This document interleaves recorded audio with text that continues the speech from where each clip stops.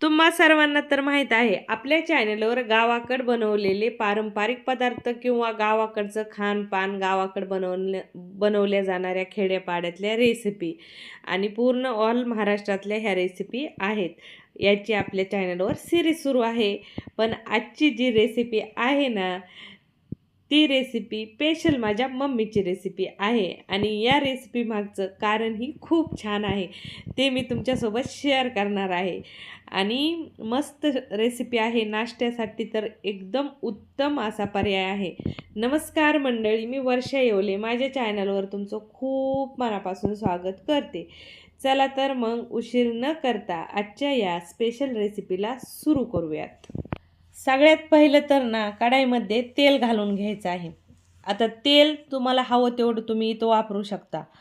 तेल छान कडक गरम करून घ्यायचं. तेल गरम झालं की लगेचच याच्यामध्ये चिमूटभर मोहरी घालून घ्यायची, चिमूटभर जिरे घालून घ्यायचे. जिरे मोहरीची छान फोडणी द्यायची. जिरे मोहरीची फोडणी दिल्यानंतर याच्यामध्ये मूठ भरून शेंगदाणे घालून घ्यायचे. शेंगदाणे आता मी याच्यामध्ये शेंगदाणे थोडे आवर्जून जास्त घातलेले आहेत. मला पोह्यामध्ये, उपम्यामध्ये अशा प्रकारचा जो बी नाश्ता बनवू किंवा मसाले भात बनवू त्यामध्ये शेंगदाणे खूप आवडतात आणि तेलात तळलेली शेंगदाणे तर आणखीन भारी खायला लागतात.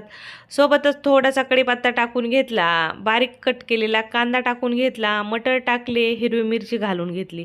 सर्व जिन्नस छान 2 मिनिट फ्राय करून घेतल्यानंतर मी इथं टोमॅटो घालून घेतला. टोमॅटो घातल्यानंतर टोमॅटोही 2-3 मिनिट छान परतून घ्यायचा आहे.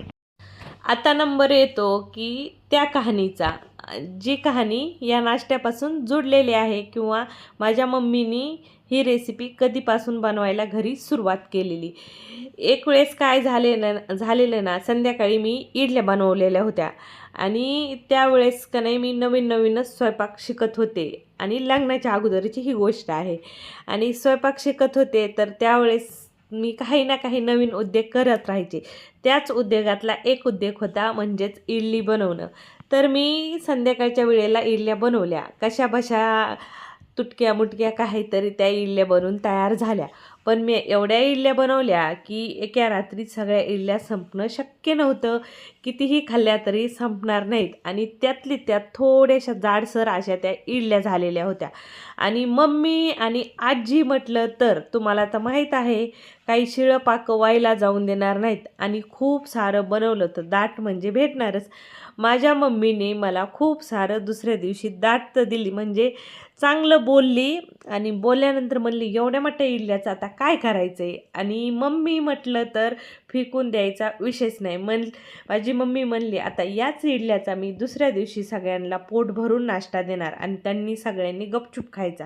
तर तेव्हापासून ही रेसिपी आमच्या घरात बनते म्हणजे बनते. ज्यावेळेस 2 इडल्या उरू, 4 इडल्या उरू किंवा 5 इडल्या उरू तर स्पेशल इडलीचा उपमा आमच्या इथं बनवला जातो आणि ही माझ्या मम्मीची रेसिपी आहे आणि माझी मम्मी आवर्जून अशा इडल्या बनवते. आता अशा इडल्या म्हणजे या पद्धतीने इडलीचा उपमा बनायची कशी आयडिया आली असेल बरं? कारण माझी मम्मी उरलेल्या शिळ्या भाकरी, उरलेल्या शिळ्या चपात्या त्याच्यापासून या पद्धतीचा उपमा किंवा फोडणीची चपाती बनवत असते आणि तीच प्रोसेस तिने इडलीसोबत केली.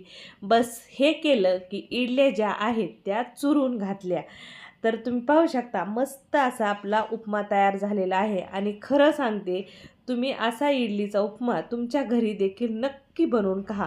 इतका भारी लागतो ना आणि समजतही नाही आपण हा इडलीचा बनवला आहे. ते काय झालं, थोड्या इडल्यांनी कच्च्या राहिलेल्या होत्या आणि चुरगाळून घातल्यामुळं त्या इडल्या परतूनही तयार छान झाल्या आणि रात्रीच्या इडल्या दुसऱ्या दिवशी सगळ्यांना तिने खाऊच घातल्या या पद्धतीने. आणि तेव्हापासून आमच्या घरीही ज्यावेळेस इडल्या उरत्या त्यावेळेस मी अशीच उपम्याची रेसिपी बनवते.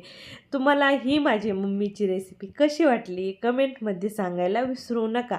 आवडली तर लाईक करा, शेअर करा आणि पहिल्यांदा चॅनलवर आलेला असताल ना तर चॅनलला सबस्क्राईब केल्याशिवाय जाऊ नका. परत भेटू अशाच काहीतरी नवीन रेसिपीसोबत. तोपर्यंत काळजी घ्या. Bye bye.